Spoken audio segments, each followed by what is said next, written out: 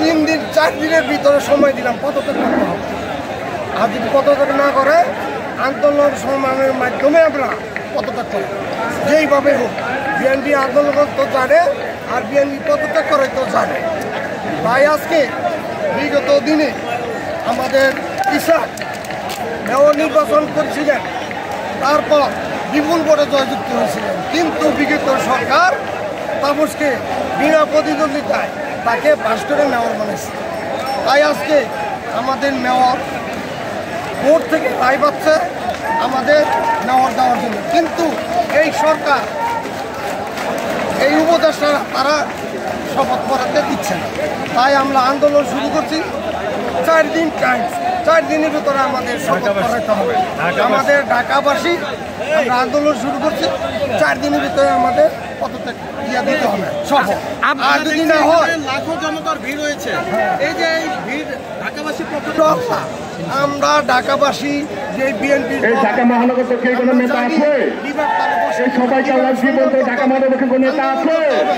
এই উপদেষ্টারা প্রধান উপদেষ্টারা মাঝেই থাকতে পারবে না। আমরা যারা বিএনপি আছে অবশ্যই ইনশাল্লাহ আমরা এখানে ঘরে ফিরে যাবো না, যতক্ষণ পর্যন্ত শপথ করাতে অর্ডার না দেয় তারপর আমরা যাবো না।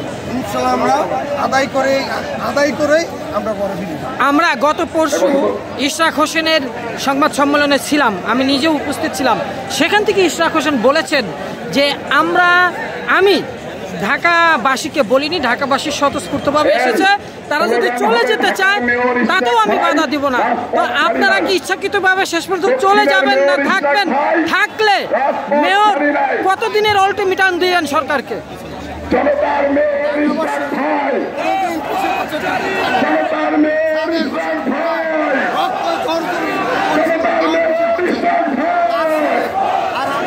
নগর পিতা